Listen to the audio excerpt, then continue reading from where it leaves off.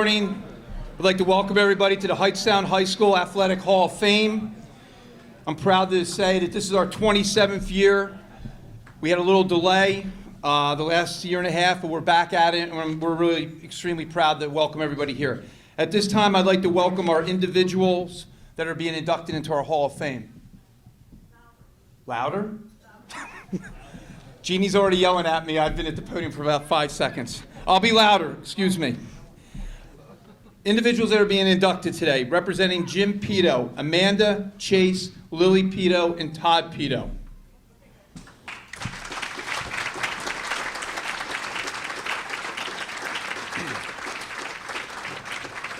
Richard Parrish, class of 1969.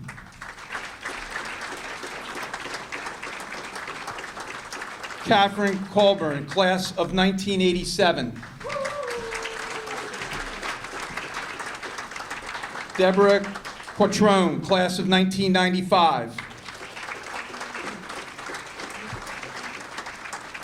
Alexander Morris Wood, class of 2004. And finally, Tim Trivisonno, class of 2007.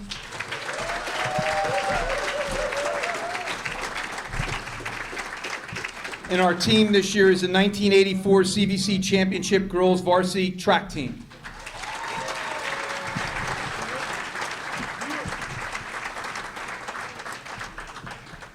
Before we get started, just a couple of housekeeping rules. We appreciate that everybody is wearing their masks inside. We're keeping this as a school event, so please maintain your social distance whenever possible, and thank you very much. When our speakers come up, we have a separate microphone. We can wipe that down. You can use that microphone also. A couple housekeeping. Bathrooms are through the hallway, and we're going to start with our opening remarks shortly. When we begin our luncheon, our servers will direct the tables to go up, and we'll eat our meal in between doing some speeches. First, I want to recognize a few very important people here. I've said this before. I've been fortunate to be the high school principal for 9 years. I've been attending this every year I've been at Hightstown High School. It's one of the highlights of my year. It's a highlight for many people here. It would not be possible without the support. I'm going to get fired, aren't I, from doing this? I promise this will be the only year I MC. Oh, I said the team, didn't I?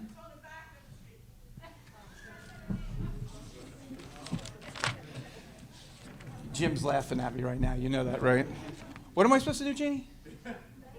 Oh, all the team members?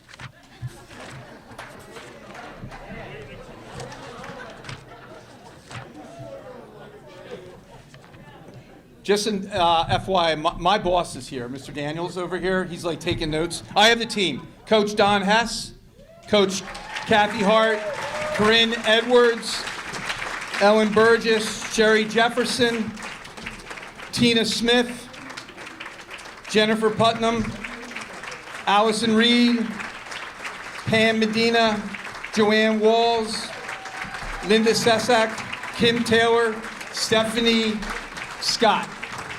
Congratulations to the 1984 CVC Championship Varsity Track Team.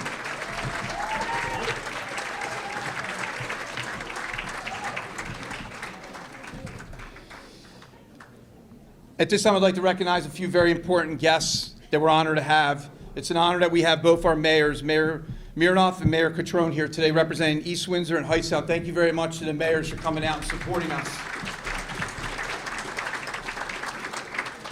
We're fortunate to have such great relationships with our two mayors. They've been huge supporters of Hightstown High School. We thank you for everything you do, and it's an honor to have you here. As I mentioned before, we're extremely fortunate to welcome our superintendent of schools, Mr. Mark Daniels. Thank you, Mark, for everything you do for us. I want to introduce two individuals that are relatively new to the job. It's our new athletic director, Mike Berger, and our new assistant athletic director, PE health supervisor, Mike Zapicki. Thank you, gentlemen. As I stated before, the Hall of Fame is in its 27th year. It really was the brainchild of our former AD, Gary Bichelli, who happens to be here, and Frank Hampton, former Hall of Fame committee chairperson. Thank you guys for putting it together. One of the things, many people have been around Hall of Fames. I've been fortunate enough to attend various Hall of Fames. I think the one thing that Gary did and he brought to the table was he included our current student athletes. Today we have the largest representation of student athletes that we've ever had. We have close to 40 student athletes. I think Gary's vision was that our student athletes see the people that brought forward success before them. So at this time I want to acknowledge our student athletes. Stand up and take a bow to our current student athletes.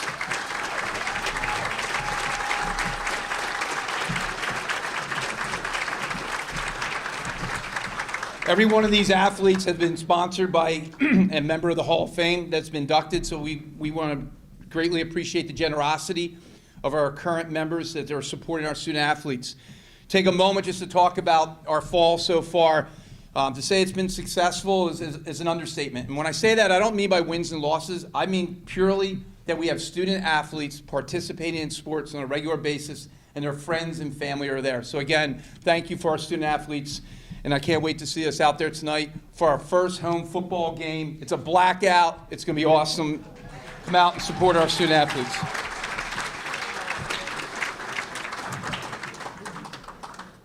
I often refer to my team as our athletic team or our athletic committee made up of our ADs and our assistant ADs. One of the key people there is our athletic trainer, Miss Lisa Sheen. Lisa, stand up. She keeps everybody on the field. Unbelievable job. Thank you, Lisa. Behind the scenes, I learned a lot in the last couple of months what goes on in the athletic department. Nothing would be accomplished without Cheryl Wolf, our secretary in the athletic department. Thank you, Cheryl.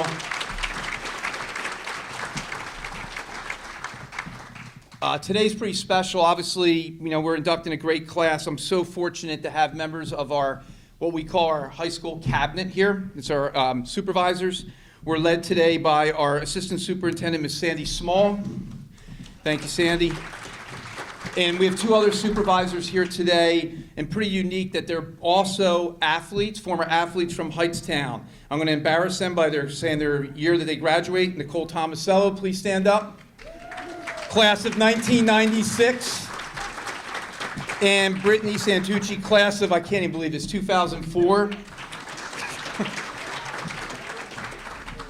I do want to spend a moment just to recognize our Hall of Fame committee. Chairperson, and I never really quite knew what Jeannie did, and I definitely am humbled by the amount of work that you put into this. Our chairperson, Jeannie Hikas. Jeannie?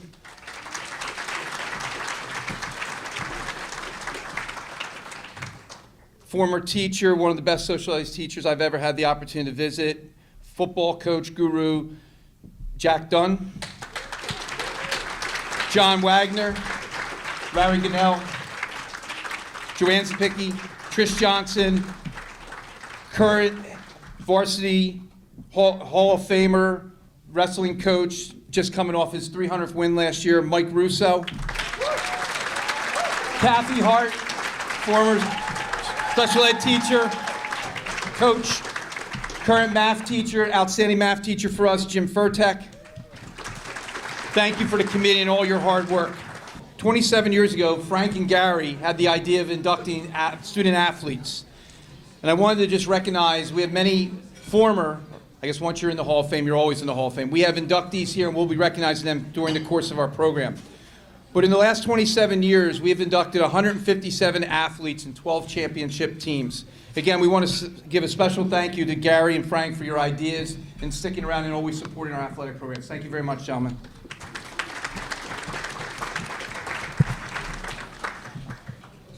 Today, as our program begins, we'll start with our first inductee, and we will go chronological order from the, I don't want to say the oldest, but the most seasoned, most veteran person starting us off, and we'll work our way to our newest, our youngest inductee.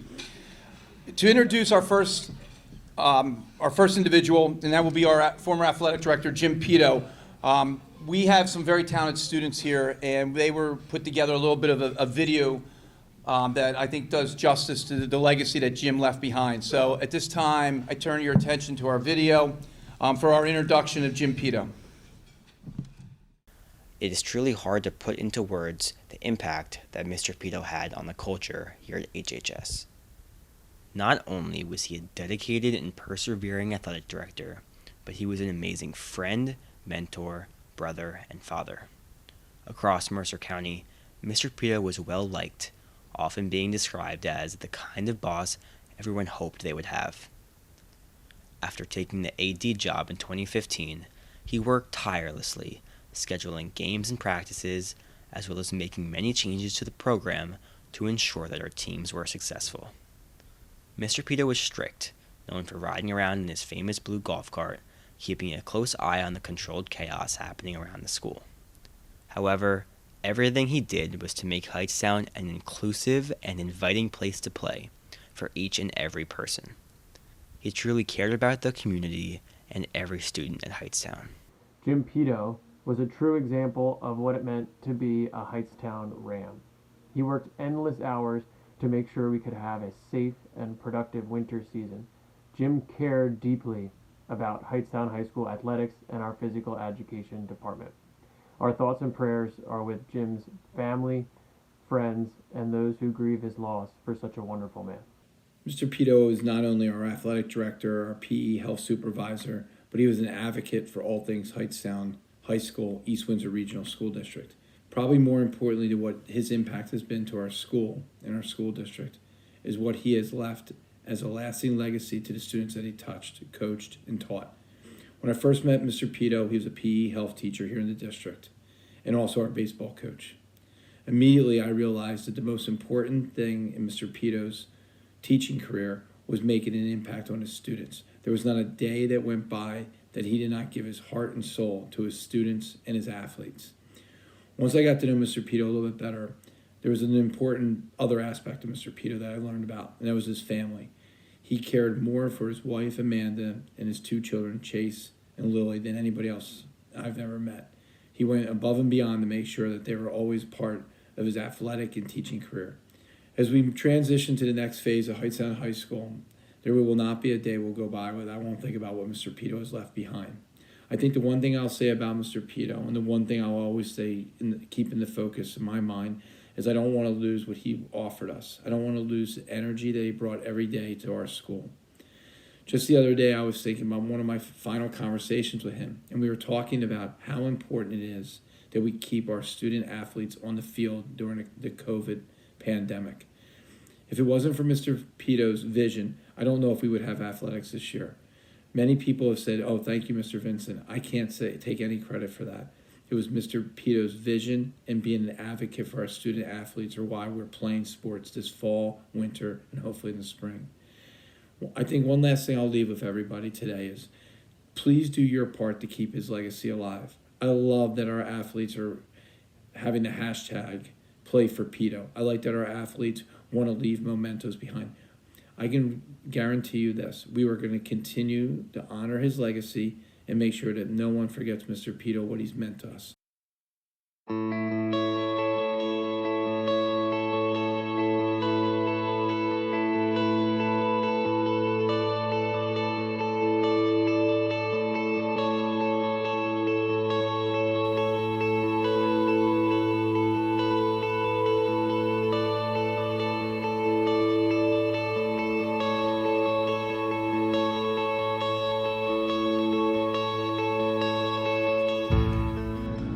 I want to welcome you again. It's an honor to celebrate my friend, our AD, our coach, our teacher, our father, our family member, and most importantly, our friend. It is wonderful to see the East Windsor Regional community come out to celebrate the life of Jim Peto. Jim's dedication to the people within the East Windsor Regional School District enabled him to genuinely garner the love and respect of the entire community. Today is more about celebrating Jim Peto's life and the impact that he made. It's only fitting that this ceremony takes place on a baseball field. Everyone here knows what baseball meant to Jim Peto. There was no bigger advocate for sports, but baseball is always Jim's love. Caring, charismatic, dedicated, determined, passionate, and thoughtful. You don't create culture with signs and slogans. You create culture with people and leadership.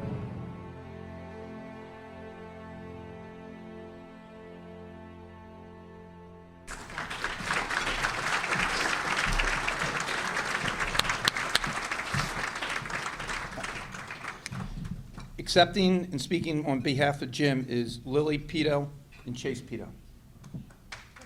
Lily speaking. Chase is here also.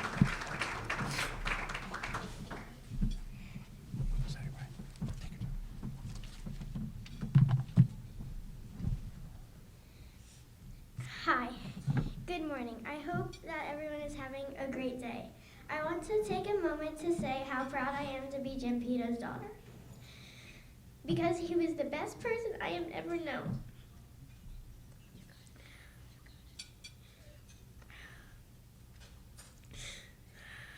He was always working hard for others and put them first. His hard work and dedication to the students in Hightstown was displayed when we were able to have the start sports after COVID. I miss him being at my games and riding around the fields in his golf cart. I know that when I become a Ram, he will be watching with pride as he does now, but maybe with an even bigger smile. Thank you for your time, and congratulations to all the 2021 Hall of Fame inductions.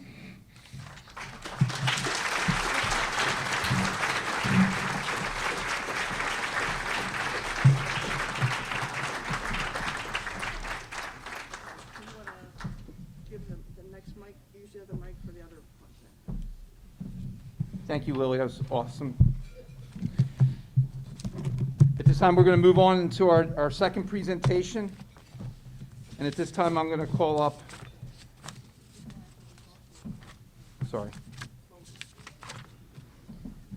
introducing our next inductee, Richard Parrish, will be Lester Owens.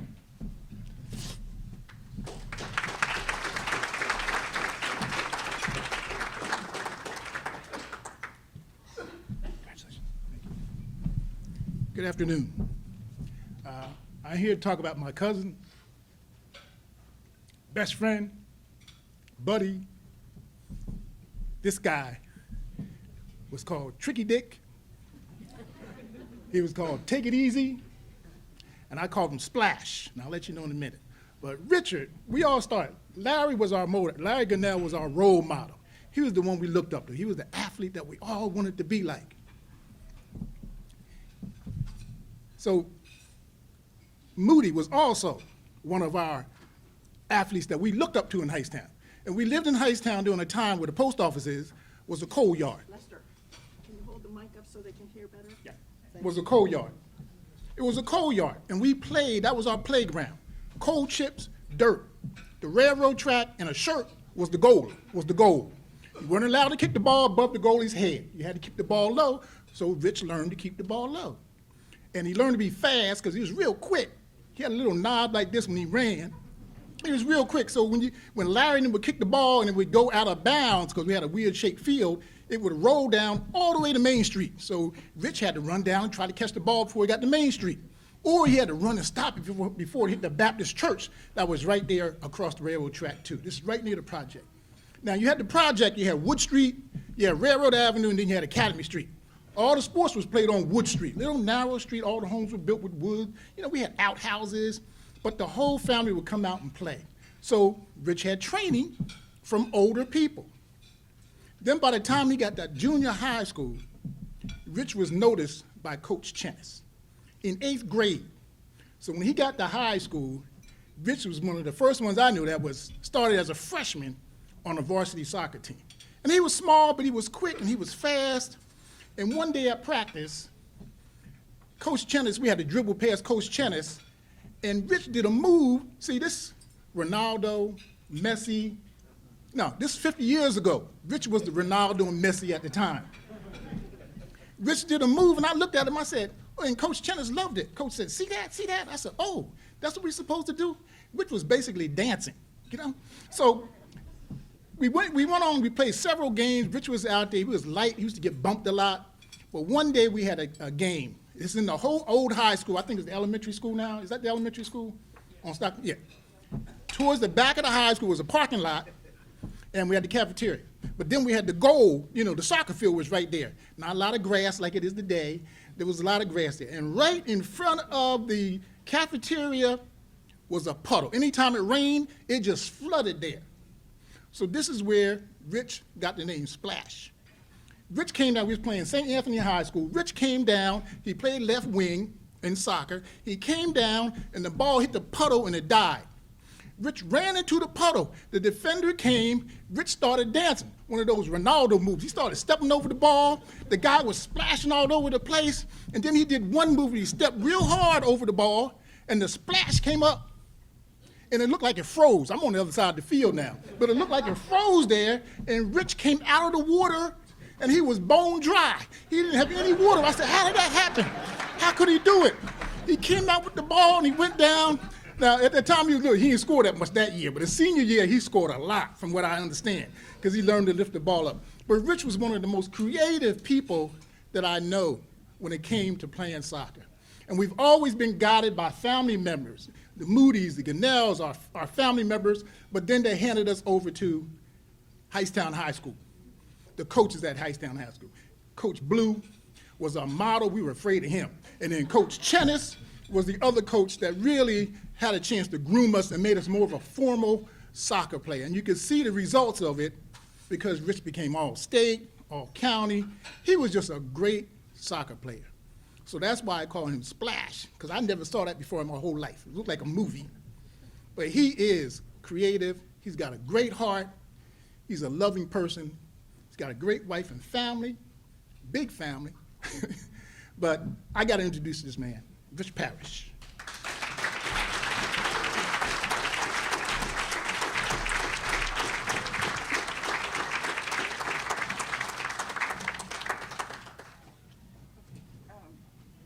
Rich, just make sure that you hold the microphone close enough so that everybody can hear when it decides.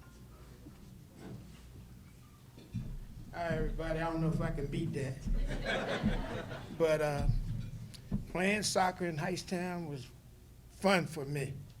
I mean, fun. And when I tell you, when my freshman year, coming in that year, that was the year Hightstown was going into the new high school.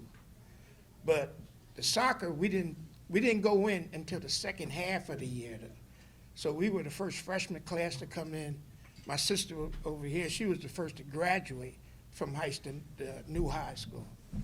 And all they talked about when I first come in was, it was championship for us, period. Because we knew that following year, football was coming in. So we were going to lose a gang of players to football, So it was like, championship or bust. So so once we started playing, they would always tell me, they said, Rich, you can't go up, you just can't push that ball too hard because, you could get hurt. So I kept doing it. So about the third game, I think we played Jamesburg, which I know it was, because you don't forget nothing like that. And the ball was too far ahead of me, and I went at it. The guy kicked the ball so hard, it hit my face, and I couldn't see for like 15 minutes. And I'm hollering to Chennis, oh, I'm just hollering, just trying to stop the game. Everybody just turned their backs. So we told you about that, but it was like one guy said, it looked like you had Sparling written across your forehead. But that was the last time that happened, though. But going back to that year, we lost in the championship. We had to play Chatham twice. Went to a 0-0 the first time, and then I think we lost on corner kicks the second game. But after that, it was tough. But that was one of the greatest moments for me, just, playing with those guys. Because, I had to thank Mr. Sieber, who got me out of 8th grade class for like a little tryout with Chennis. And because he came at me, and he tried to take the ball from me, and I wouldn't let him have it. And then he got in the goal. I think the first one was like 18 yards out. I shot it and hit, we had wooden goals at the time. And it had like a little blue mark up in the corner. I shot it with my left foot, put it up in the corner. After that, you know, it was good from there. But there was a lot of nerves during that first year.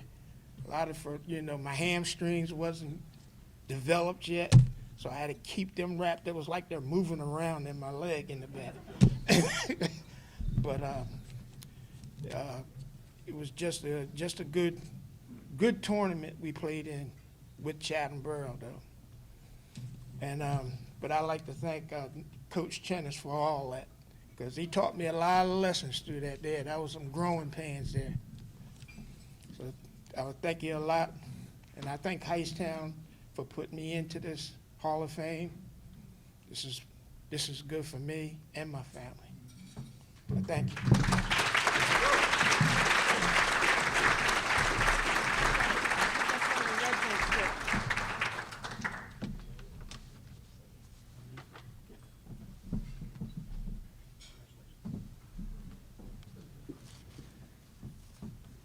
Congratulations. Our next inductee will be Kathy Colburn and is being introduced by Don Colbert, Hall of Famer.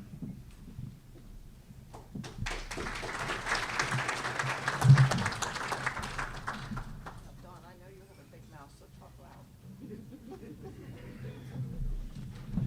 It's my honor to introduce Kathy Koehly Colburn, a diver from way back in the 80s, to be an inductee into the Hall of Fame. Now, I have some notes, but it's big print because I forgot my glasses. Kathy was a diver in the 1980s when diving was a required event in swim meets, but because of liability in the 2000 era, they eliminated it. I'd like to say I taught her everything she knew about diving, but she was taught by Dave Bush, who was an Olympic diver, where she taught all the skills. And she practiced her skills diving for Brooktree during the summer and attending different invitational meets during the winter. In her freshman year, well, I'm more nervous than I was at any time here. In her freshman year, she was coached by Mrs. Bolger, a parent volunteer, and she did well. She came in 4th in the Mercer County Championships. In her sophomore year, the AD came to me and he asked and pleaded with me, because I didn't really want to do it at first, to coach the diving team, because he said they had 3 outstanding divers and they needed somebody who knew something about diving for liability reasons. Not that I made her liable, but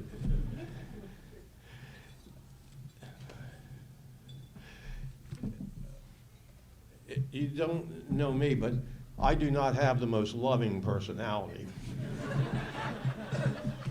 And so it was a little difficult to coach one-on-one with the divers. After about a week and a half, we had a practice meet with Petty. And the night before the meet, Kathy and David and Jennifer Bauer practiced with David Bush. So during the meet, they didn't do as well as I thought they should. So being nice and pleasant, I yelled at them. And we made a requirement that they would have to attend practice every time before a meet. 2 weeks later, we went against Hopewell Valley, where the reigning Mercer County champion diver was from. And Kathy, surprisingly, almost beat her. But she was so determined that she just came back and practiced harder and harder. And that was the last dual meet that she ever lost. She won every single meet from then in her sophomore, junior, and senior years. Now, diving practices were difficult back then because we practiced during the swim practice. So we were diving in between divers. A Luckily, we didn't hit anyone. We came close a couple times, but it's awful difficult to concentrate on your diving while you have swimmers swimming underneath you. I'd also like to thank her parents, because her parents were her biggest supporters and cheerleaders. They are encourager, and they instilled in her the desire to be the best that she could be.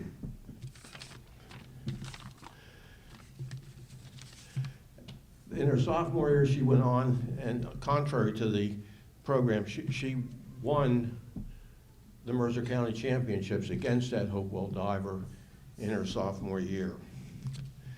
And diving is a hard sport because you're out there by yourself.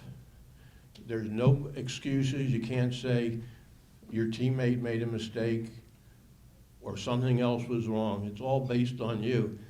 But Kathy never complained, probably because she always did very well. But I'm most proud of Kathy, not only because she was an outstanding diver, but she was also an outstanding student. In fact, Kathy and David Cooper, who is here, is also in the Hall of Fame, and Jennifer Bauer were three of the top students in her class, in the top 10%. So she was an outstanding student also. So at this time, I'd like to introduce Kathy Koehly.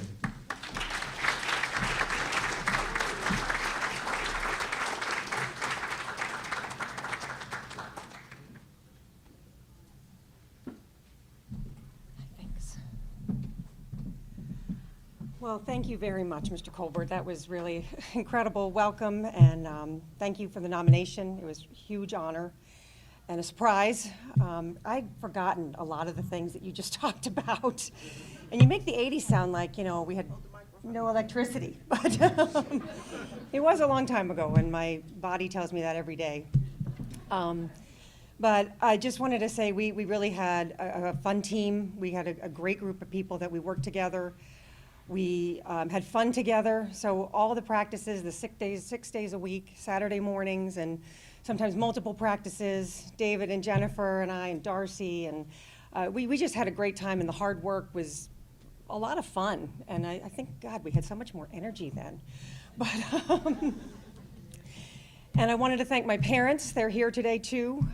We drove up together yesterday. We've both all been out of the area for a couple of decades now, but it was nice to come back and do a little history walk through our old neighborhood and see everything, and brings back a lot of memories of a lot of good times.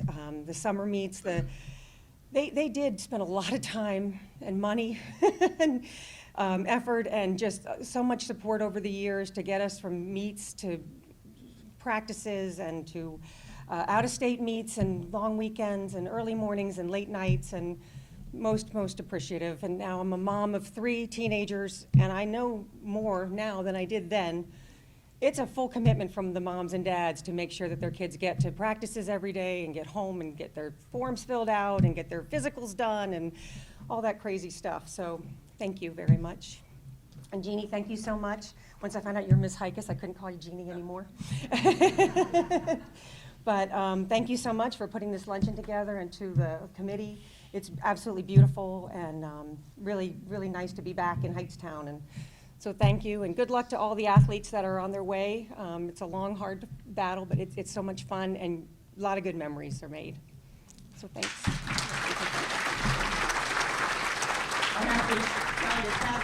Oh, sorry. After all this stuff we've been going through the last couple of months, she says, "Oh, I can't wait to meet you." And I said, "I was a teacher." She goes, I go back to the yearbook. and I said, "No, it's Jeannie now. She's been out a long time." Oh, wait, don't go. Don't go. I need a red thing.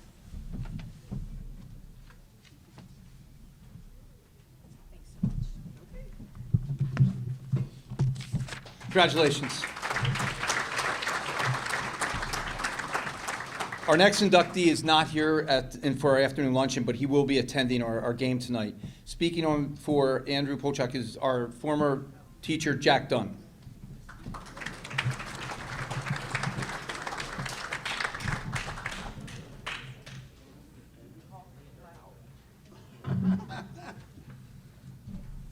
Jeannie must forget who she was talking to, because she told me to talk loud.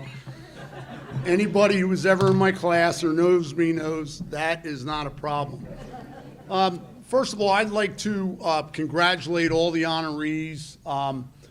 I've been on the committee 8 or 9 years now, and I used to think, well, why isn't so-and-so in the Hall of Fame? Well, there's just so many outstanding candidates, and I know that some of the people like Kathy were finalists probably 5 years in a row. So congratulations, it really is a great honor.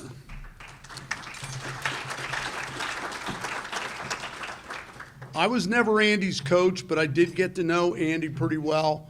I went to probably every hockey game at Mercer County Park, and he was in my study hall. I didn't teach him, but just a really good guy. He was an outstanding hockey player, very good student, and as I said before, he was he is just a great guy. Defensemen in ice hockey are very much like offensive linemen. Any offensive linemen here? No? See? They don't get any credit. They're okay. They're unnoticed. Okay, good luck tonight. Yeah. They're so important to the team, but they don't get any of the credit.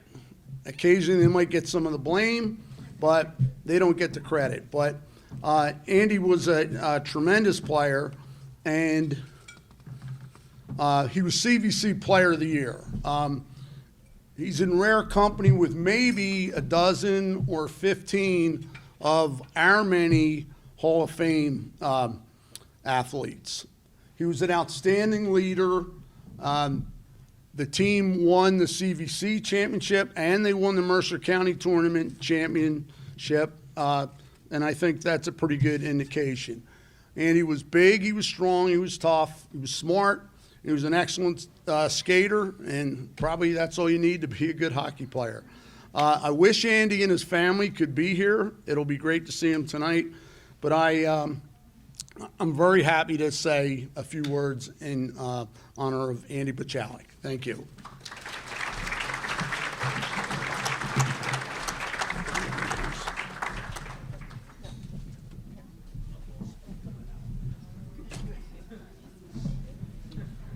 Thank you, Jack, for being here. Our next honoree will be Debra Quattrone Gomez, and she will be introduced by Hall of Famer Don Hess.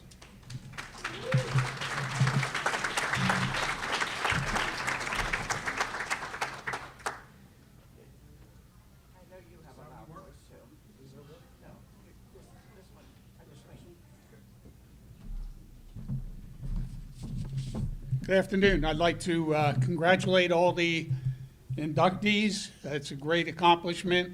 Also, I'd like to, how about that 84 track team that's back there?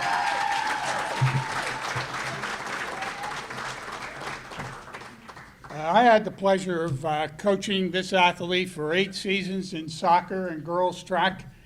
She was one of the most versatile athletes that I ever coached. In soccer, she finished her career with all CVC honors in the Times and the Trentonian newspapers, the prestigious Mercer County 33 Award, which is probably the top award that you could get, and the New Jersey Girls Soccer Coaches Association All-State. But it's not that, it's how she did it that amazes me. She played every position on the field, showing how versatile an athlete she is. She thought about the team all the time. The team came first. We even thought about putting her in as a keeper, but she was too valuable to do that, so we kept her on the field. In spring track, she did the 100-meter, 200-meter, 400 hurdles, long jump, javelin, and the high jump. And I think she even did the shot put. Once again, doing whatever was needed to betterment of the team. She finished her career at the Meet of Champions with a total of 480 points, twice being the leading scorer and twice being the second leading scorer. She set 2 school records along the way in the 100-meter and the javelin. The remarkable characteristic of her was her tremendous leadership ability and her attitude toward the coaching staff and the rest of her teammates. She was a captain in both sports, while maintaining a 3.0 or better GPA for 4 straight years. Following her graduation from Hightstown High School, she accepted an appointment to the U.S. Naval Academy and participated in Division I track and field. She was awarded a Bachelor of Science degree in English and was commissioned as an officer in the U.S. Marines. She served on active duty through 2012 when she medically retired, the rank of Major. She currently resides in Virginia with her husband Carlos and their children Isabel and Carlos Jr. I proudly introduce to you Debra Quattrone Gomez, class of 1995.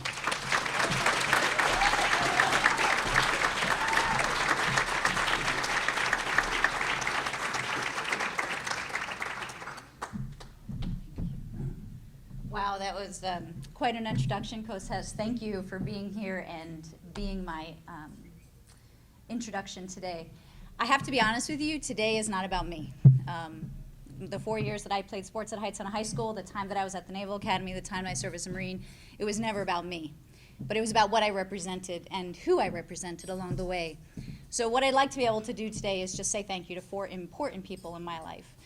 Coach Hess, without question, is one of those people. He saw something in a very rambunctious 14-year-old coming into high school, living in the shadow of my older sister, who's also a Hightstown High School Hall of Fame inductee. And I just wanted to play. I just wanted to have a good time. And he saw something in me that perhaps I didn't see in myself, and he pushed me to be the best that I could possibly be every single day. And for that, I am eternally grateful. No matter whether it was on the soccer field, walking around Hightstown High School, or on the track round, you pushed me to be who I am today. So thank you for that. The second person I want to thank is probably not expecting this, but it's Mr. Wagner. I knew that he was going to be here today. He was one of my professors, teachers in humanities. I enjoyed coming down to the Hightstown Annex every single day to see him, and he taught me how to be a great person, how to be a great scholar, and how to be a great athlete. And let me tell you, if there was one person who cheered me along the way from the sideline, it was Mr. Wagner. And without question, that was one reason why I was pretty excited every Thursday morning after the Windsor Heights Herald's articles would be posted, because I knew that someone was going to say congratulations, and it was always Mr. Wagner. So Mr. Wagner, thank you for that. I appreciate it. The last 2 people that I have to say thank you to is my mom and dad. Married 52 years this year. They still dance in my kitchen back at home. They still live in the same home that I grew up in. And I will tell you that they epitomize who I am here today, literally and figuratively. My mom taught me that it was not about the end state, it was about the process, getting there, and what you represented through that process. My dad taught me balance. He taught me how to be a young lady off the field, and he taught me how to be a beast on the field. And that was really important to him. And I'm going to end with a quick story, and then I will depart this stage, which I am very honored to be on. So when I was a 14-year-old, my dad, he worked long hours. I don't think he went to very many games or meets, but I knew that he was doing what he did for his family. I grew up in a family that didn't have very much. We had all that we needed, but we didn't always have all of the wants. And I remember coming home my freshman year in track, very excited to do as best as I could possibly do. The track at that time was cinders, so it was kind of hard to get a grip. And all of the really good players had these amazing sprinting shoes. And I was like, I want these shoes. That's going to be the difference. So I came home to my mom and said, Mom, I want these sprinting shoes. They probably cost $75 at the time, which was quite expensive. And my mom goes, ask your father. So I go to my dad after a very long, hard day at work, and he was sitting in his rocking chair in the living room. And I said, Daddy, I really, really want these sprinting shoes. And he goes, well, how much are they? And I said, they're $75. And he kind of looked at me like, okay, it's not Christmas or your birthday. But I think he was just really tired, and he was trying to placate his very, again, rambunctious 14-year-old. And he goes, you break the school record, I'll buy you the sprinting shoes. So I said, okay. I think it took 2 meets, and I came home, walked home from Hightstown that day, and my dad was working in his garage. And I kind of tapped him on the shoulder and I said, "Hey, Daddy, time to pay up." But it wasn't about winning. It was about coming home and telling my dad I did what he challenged me to do. So, Mom and Dad, thank you. I will tell you without question, you are who I strive to become each and every day. So thank you.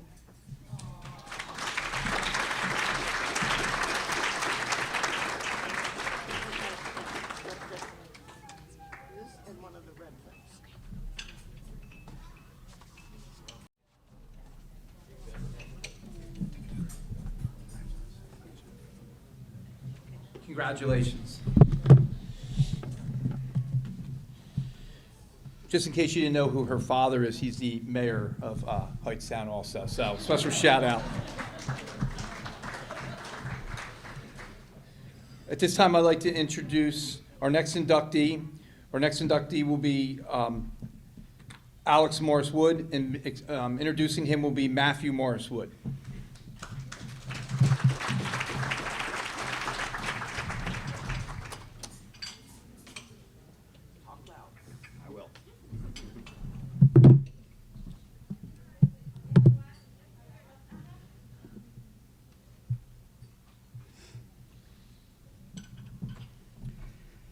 So Alex and I have been impatiently navigating the process of adopting a baby the past year. And we, like everybody expecting a baby, you kind of have conversations about what you think having a child would be like. And so we were talking about a little bit about what sport we think our child will play or participate in. So, Alex was talking a little bit about his childhood and how it was growing up swimming. And how much work that was, and I really didn't get it because I grew up in Kentucky. I was a band nerd, so I didn't really quite understand. And while he was telling me about all of that, I was really surprised how much work he was doing. I mean, he was on the high school team. He was also doing community league. I mean, just 6-7 days a week practice, and it just sounded like too much to me. I'm just thinking, how could a kid not be on the verge of a nervous breakdown all the time, having to do all this kind of work, because I just wasn't an athlete. So I'm thinking, do we really want to put our kid through that? We had a little bit of a tense conversation about that, because I didn't get what it was like. But then Alex's parents just moved actually from East Windsor to be closer to us in Florida, and they sent a bunch of newspaper clippings in the mail for Alex to have of his swimming accomplishments and everything. And I found one that I really liked. It was an interview in the Windsor Heights Herald from 1995. He was 9 years old. And he was the athlete of the week. And it said, he was 9 and he said, "I want to get in shape for the season at 9 years old." And he said, "When I'm older, I want to go to the Olympic trials and then the Olympics." And it just blew my mind of how a 9-year-old could have that kind of commitment and dedication. I mean, I think 9-year-olds now sitting on their phones all the time playing games. I can't imagine what a 9-year-old is doing that kind of commitment. So it really kind of changed my perspective a little bit, thinking about how that kind of commitment can really start at that young of an age, and what that can really build in someone. I mean, Alex, he's now the dean at a college. He has a part-time educational consulting business. I mean, he's the kind of drive that I think that swimming gave to him has really made him where he is today. So a couple weeks after we had that tense conversation, he went back and he joined a pool close by. And he hadn't swam since college, really. And he, within 2 days, someone approached him and asked him to join the Masters League close by. So I thought that was pretty cool. He hadn't swam in, I don't know how long, at least 10 years, right? So, I mean, just jumping right back in the water, it seemed like it was immediately where he belonged. So I'm just really proud of him. I'm really excited to be here today. it's really exciting to see how supportive the community is at athletics, and I'm really honored to call him my husband. So I just want to introduce him today, Alex Morsewood.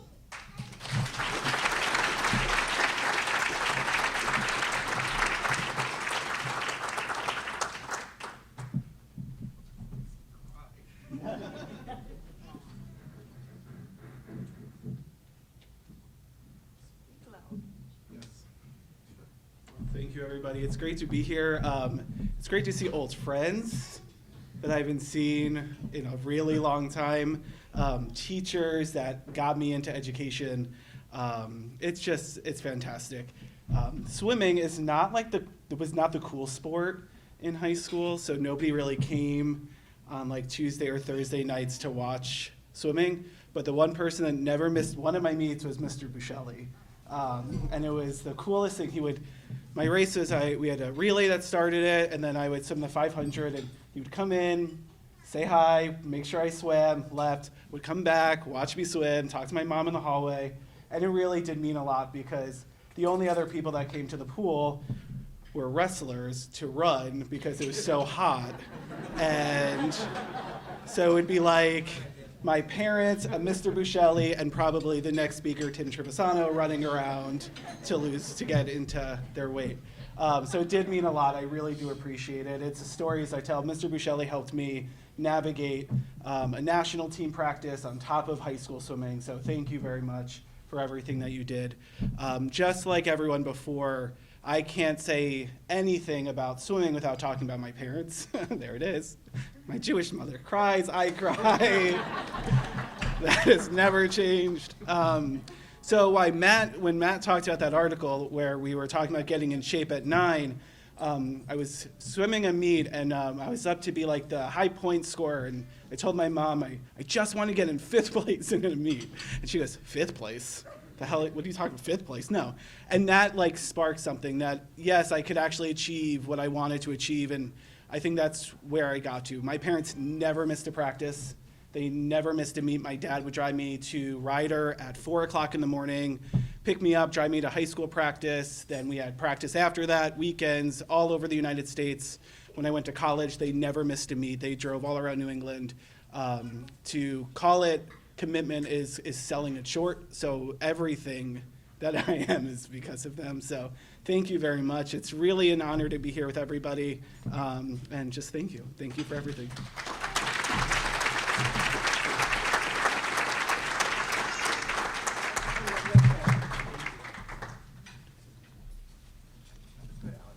Congratulations. We're down to our final individual. At this time, I'd like to introduce Coach Russo, who's going to introduce Tim Trivisonno.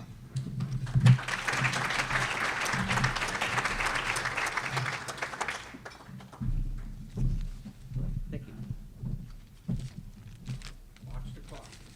you. I was waiting to see it up here, yeah. Good afternoon, everybody. Thank you all for being here. After a long layoff, I think a lot of us that have been here before would agree it's great to be back here in this great banquet and the football game and the whole establishment of the Hightstown Hall of Fame. I'd like to congratulate our fellow inductees, as they've all done great speeches and the presenters did a great job, very inspiring. So congratulations to all of you. The purpose that I'm here today, and it's for a lot of different people, but for today I have the honor and privilege of introducing one of my former wrestlers, Tim Trivisonno. Tim graduated from Hightstown High School in the year 2007, and some of you might have read the stuff through the booklets. I know it's a lot of stuff to read through, so I could tell you right now, he was a 2-time county champion, he was a district champion. He was our school's first 100-match winner, so he won 100 matches before anyone else in the school. And we've been lucky enough to have many since, and a lot of that has to do with the coaching and the inspiration of Timmy. I'll call him Triv. I don't really call him Timothy or I never done that, and I never will. He's Triv, so. But out of all of his accomplishments, he brings so much more to the table, to our team, to his family, to his friends, and anyone that knows him, okay? Triv, at a special age, and hopefully the student athletes know this, Triv had that special gift early on when he was in high school of realizing that everybody on the team had a role. Not just our starters and our varsity wrestlers. Our JV wrestlers were the next man up, or sometimes, hey, I might put you in there, and then they say, Coach, why not? What about so-and-so? Well, I might move him up too. There was never why or anything like that, and a lot of it is because Triv was almost like an assistant coach at a very early age. It was never all about the superstars. You know, he's sitting next to a couple, Danny Delicati's over there, a Hall of Famer. We had Kenny Ampaz, a Hall of Famer. We had great wrestlers on the team, but they realized at a young age that it was the role players, it was the backups, it was the guys that were working hard in the room every day, the Tommy Boyles, everybody. I can't tell you how much respect Triv had for all of his teammates, and still does. I used to use him. I mean, I can't just talk about how great of a person is. I used him as a weapon as a wrestler. We had a great season in 2006 and 07. Timmy was our 125-pound wrestler. You can go up one weight class. If you weigh in at 125, you can go up to you can wrestle 125 or 130. So we did that a lot. When matches got a little tougher, you could weigh in a weight class up and then go up again. So I'd weigh him in against tough kids at 130 and move them all the way up to 135. It was never, Coach, why are you doing this? It was whatever's best for the team. You got me there. I'm going to go out there. And he always got the job done. Okay. Triv's passion and love for Hightstown wrestling has lived on for a long time. It did not die in 2007 when he graduated. He's been an instrumental part of our success here at Hightstown High School. And I'm not saying this to brag as a coach, but we had our best season we've ever had 2 years ago in 2020. We broke pretty much every record that Hightstown Wrestling's ever had. And I can't take all that credit. I can't even take the majority of it. A lot of it had to do with what Triv was doing in the offseason with all of our great wrestlers. A few of you are here today, and you know exactly what I'm talking about. Okay? And we continue to do that. We spend summers together with those kids. I spend the winter during the season, and then he works great with them in the spring and the fall. We give them breaks and stuff, but they love it. So he's had a great influence on his wrestling academy. He's been a big part of Rider Wrestling as well. All the great wrestling things, I think Triv's biggest blessing is right here, his family and his close friends. They've been amazing. What a great supporting cast. They've been amazing to me. My father's sitting here right here with them. We love you guys to death. I can say that, and I know you guys love us as well. But basically, I want to thank Mr. and Mrs. Triv right here for always being fun, always being great fans, but for raising an amazing young man. I really mean that. Thank you to his whole family, all of you. I can't name everybody, but you guys, like I said, are an amazing support system. All his friends over there at the table, his family everywhere. And then can't leave out Steph. She's been his rock since day one. They dated in high school. Our biggest rivalry was with Notre Dame those years. Stephanie went to Notre Dame. Triv obviously went to Hightstown, but Stephanie had no problem wearing a Hightstown wrestling shirt. And Gary D'Ambrose, you guys know Gary D'Ambrose, the Notre Dame coach's phys ed class. So thank you, Trivisonno family, for always being there for me, for all the kids on the team. It was never about Triv's accomplishments. It was about all the kids, and then still the kids that we've had the pleasure of working with. Last but not least, I just want to say a few things. At first we met, I met you at the Krebs School. I went over there as the high school coach just to kind of see what we had coming in the next few years. I knew how much you loved wrestling. But I got to know you pretty well over those 4 years. I made you a captain as a sophomore, obviously as a junior and senior. You were the backbone of our wrestling team with a lot of other good leaders. But you become a good friend. And I really, I'm so thankful for that every day. Most people say, hey, how do you become friends with somebody? There's an age gap and all that stuff. But we share a lot of the same interests. We're goofy. We like not just wrestling. We like professional wrestling still. I know people are like, oh, I watched that when I was little. We're like, no, we still watch it. We like the same kind of music. We like the same kind of stupid movies. And we just make wrestling practice fun, because really, if you don't do that, it's really not that much fun. So we usually do some fun things, make some jokes, have fun with the kids, play some music that's going to make everyone in a good mood. And we're also, I think, the two only guys in the country that started an NCAA fantasy wrestling pool. While everyone else is putting in their March Madness brackets, me and all the wrestling guys are getting together and drafting our teams and having a great time doing it. So basically, Triv, I mean, I love you to death, man. You've been a great guy since day one as a wrestler and as a student athlete, but you've been a better guy as a husband, father, and a friend for everybody. So I thank you. I love you. I'd like this time to introduce the Hall of Famer, Tim Trivisonno. I'll stay up here.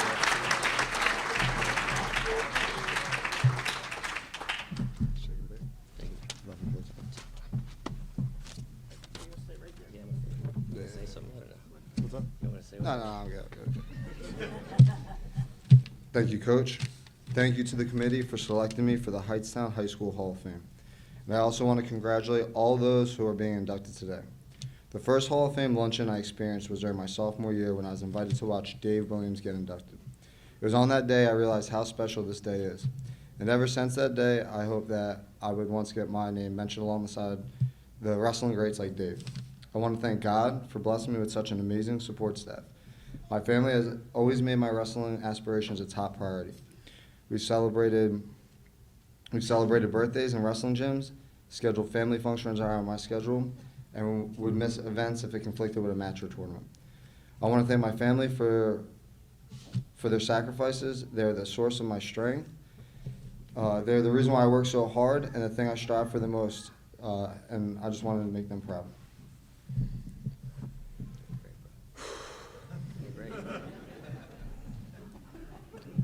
I think I'm good. I just need to sit back. Yeah, I'm good. To my coaches, thank you for helping me find my passion. Wrestling has defined so much of my life and has been a positive impact on the man I am today. I want to thank my wife, Stephanie, who has been by my side literally since day one. You're good.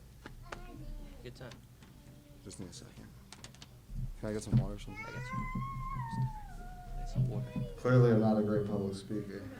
Stay here. You're good. You're not going far.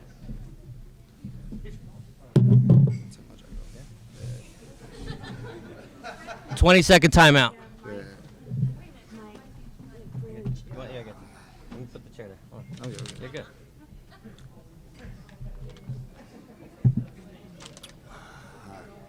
He's good.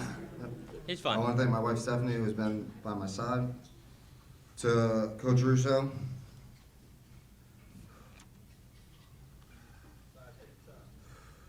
Let me sit down.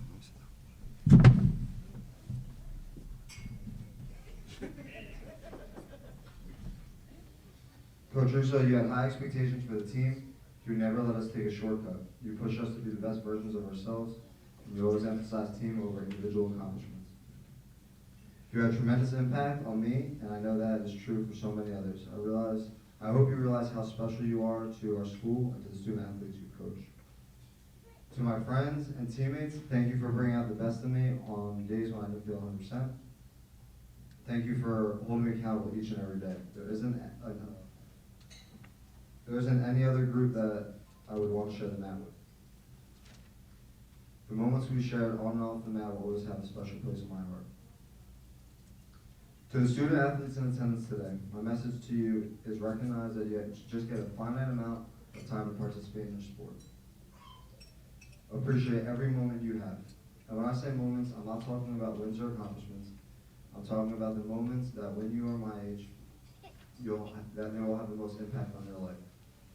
I can stand up here and talk about my accomplishments, but the truth is, the things that mean the most to me and meant the most to me were the car rides with my dad to my travel club, seeing my mom smile in the stands as I walked off the mat, and my brother coming to every single match from the time I was in 6th grade to the time I was in 12th grade. I missed the bus rides with my teammates and the team dinners to Marco Polo for those who qualified for regions. So what I'm trying to say is cherish each moment regardless if it may seem small at the time. It just may have a larger impact than you realize. In closing, I want to read a quote from NFL Hall of Famer Tom Flores. When you make the Hall of Fame, you don't just make the Hall of Fame. You and your family make the Hall of Fame, your friends, your coaches, your teammates, we all go in together. So for those who had a part of my journey, I could not have done it without you. I thank you, I love you. Thank you very much.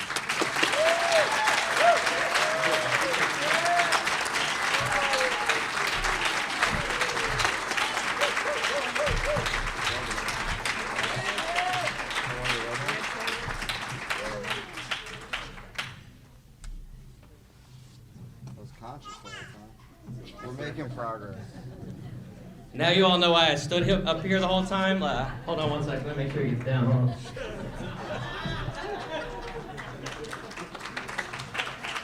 I love the guy, but I wasn't gonna let him fall or anything like that. So I like him a lot, but I wouldn't just stand up here all the time, so I was asked. I know I'm just standing here, and I'm probably the last person anyone wants to see with the microphone right now. But I would be remiss if not just talking about a good friend and a coworker, talking about Tim Trivisonno, if I did not speak about my good friend Jim Peto. I know it was a beautiful thing that you guys all put together. I want to know, I'm here with the Trivisonnos, but I'm here with everybody, and especially you guys, the Peto family. Amanda, Lily did an awesome job. Chase, you're doing great things at Hightstown. We're all here for you. That's all I want to say. We're here for you now, tomorrow, forever. You guys are always Hightstown Rams, and we love you too. Thank you. Here, while you're up there, why don't you introduce the next one? I want to roll. I'll put you one. I just got myself into a new job. Wow. Okay, last but not least, introducing for the 1984 girls track team,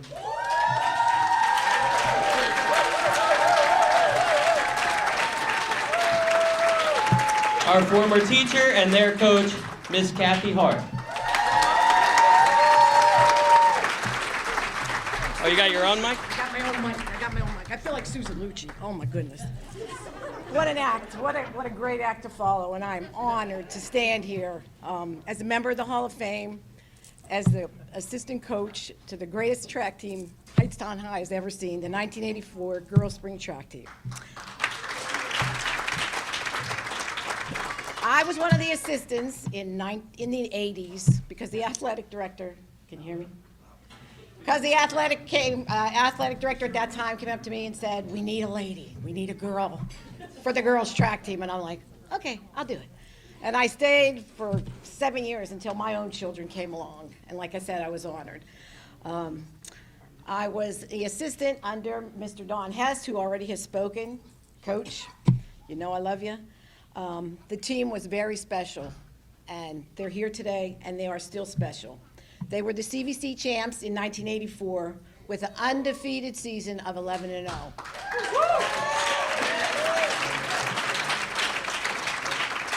A lot of the girls had individual accomplishments, which you can read in the booklet. It is wonderful to finally stand here today, and like I said, I felt like Susan Lucci because we've waited a long time to be here. Again, thanks to the Hall of Fame Committee. Thanks to the Hightstown High School Athletic Department. Mrs. Hikas works tirelessly for this event. I mean, the poster, everything that goes into it, she's the gal. She's the gal that does it all. So, Linda Sweeney will be accepting the award for the team, and then I'll be back to say all the team members' maiden names. Linda Sweeney, Sissick, right? Woo!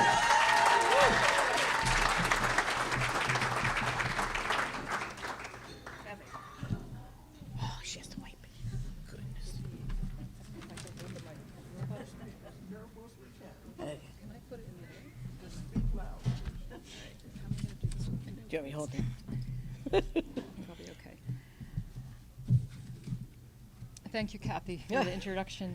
It's great to be back here in Hightstown, and it's an honor to accept this award on behalf of the 1984. Oh, geez, I'm the worst person to be doing this.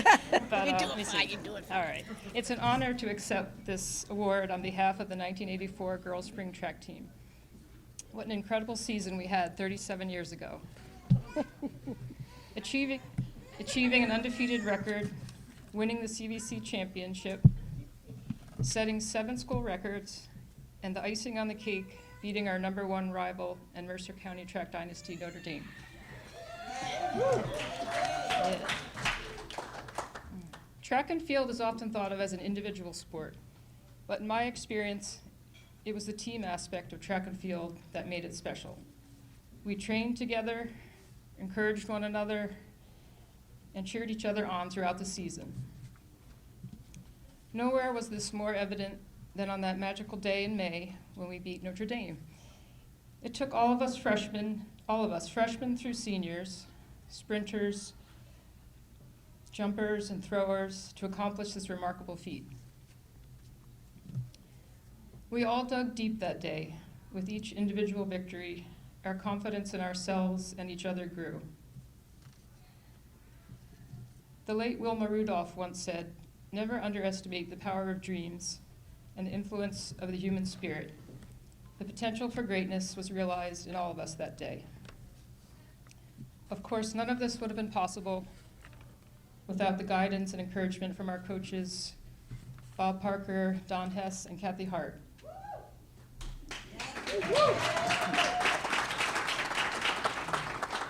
Thank you for your time, support, enthusiasm, and especially for your belief in us. Thank you. Can I stay up here?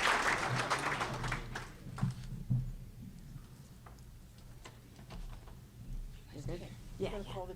Right. Okay. The members of the team are far and wide. We have some girls in Oregon. A lot of girls couldn't come, but we do have 12 members joining us today, and there are some that like I said, couldn't be here, along with Debbie Nemeth, who's passed away, and Coach Parker. And we remember them because we are Rams. Once a Ram, always a Ram. So I'll start out with Corrine Choice.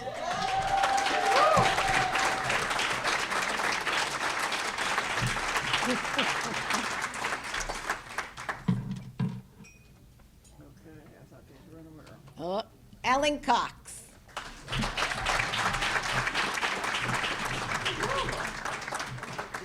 Ellen's here. She had to work. Sherry Dudley.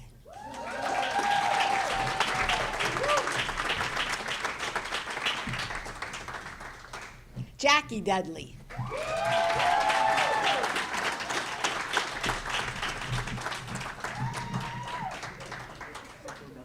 Christine Hartman.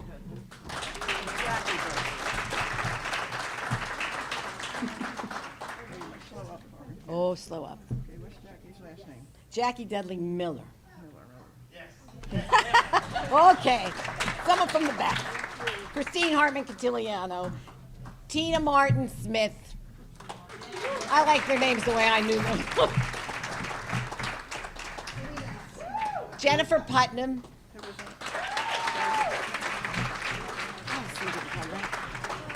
Allison didn't come right. Pam Ruffin.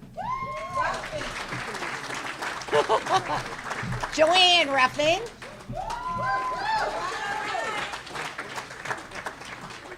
Did we do Pam? Pam? Pam's coming. Linda Sweeney. Thank you, Linda. Excellent speech, by the way. Kim Taylor. And last but certainly not least, Stephanie Turner. Woo!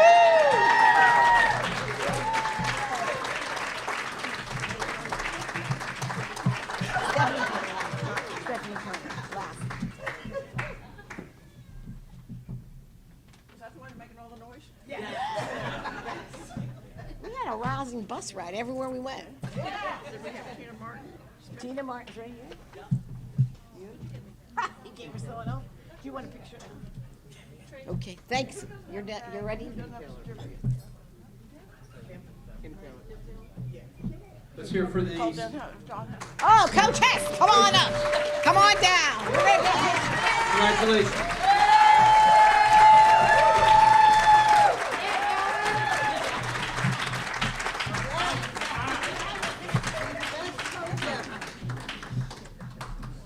Class of 1984, which I'm glad I was not the principal at that time. Congratulations.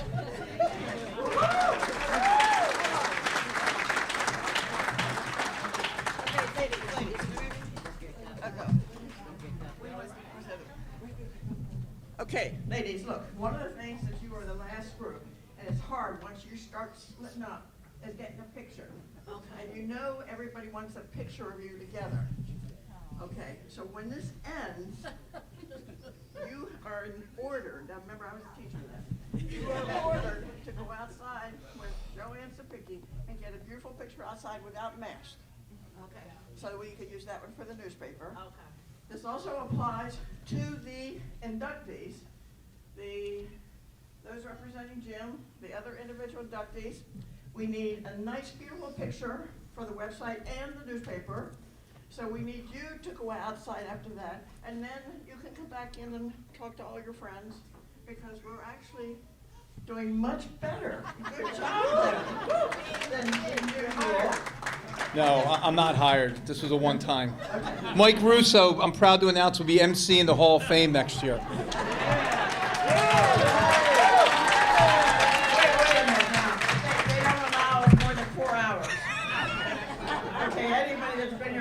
Understand that, if Mike is the MC. Okay, but it's very important that we get a nice team picture and a nice inductee picture. So when Mr. Vincent is done explaining anything about tonight, please meet her out so she can get that picture really quick, because it is really nice for you to have a picture of all your teammates and of the other people that were inducted with you, because it's a special day. Even though we waited an extra year for it, it's a special day, and we want it to continue. Thank you, Jeannie. So, again, let's give it up for our most recent Hall of Fame class. Congratulations to all the honorees today. I would like to have all former Hall of Famers please stand and be acknowledged by this great crowd. All former Hall of Famers, please stand up and be acknowledged. Great job.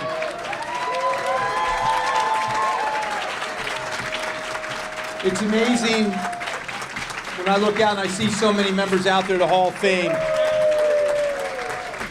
Congratulations. I leave you with one final thought. On the back of our T-shirts that we give out to students, we have core values on the back of our shirts. And it stands for RAM. So there's 3 letters on the back underneath RAM: resilient, aspiring, and mindful. Today I think you heard wonderful stories about resilience, aspiring activities, but most importantly, I think you heard about people that were mindful, people that cared about their families deeply and their community. I want to personally thank each and every one of you for sharing your successes, your trials and tribulations. I appreciate everything that you have done and you continue to do for our student athletes. I quickly did a short little calculation since the last time that we gathered here. It's been 731 days since the last Hall of Fame. I hope that we don't have to wait 731 days again. It's a wonderful tradition made possible by so many wonderful people out there. I'm going to give a few just housekeeping ideas for tonight. And I'm sure I'm going to get this wrong, so Jeannie will correct me. Jeannie? No. So tonight you're going to park, all the honorees will park in the parking lot nearest the football stadium. You're going to look for Jeannie. She's going to escort you into the stadium prior to the game. Jeannie, what time? If you come to the gate with your family, your friends, or if they're not coming at the same time, just tell them to look for me. I'll put on one of the gold RAM buttons, which the inductees do have in your bag. But you need to wear that because it also helps the cheerleaders decide you are the important person, and they will escort you to the special seating that Mr. Benson has set up for all the Hall of Fame people that come tonight, their friends, their families, inductees. But I'll be at the gate. So if you don't want to pay to get in, you come see me, and I'll get you in, and then I'll get the cheerleaders to take you where you belong. It's the other half of the day. You'll just love it.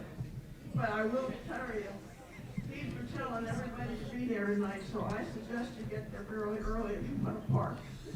Yeah, I would suggest try to arrive early. We expect a sold out. It is a blackout tonight in support of our boys football team. So we look forward to seeing everybody. Again, we will honor all our inductees at halftime. So you'll stick around. We'll have you organized and you'll be recognized. After halftime, you'll go into the building and we'll have the unveiling of your Hall of Fame display case and you'll return to the game. Again, thank you everybody for coming out and supporting us. As we say at Hightstown, be safe, Rams. Okay.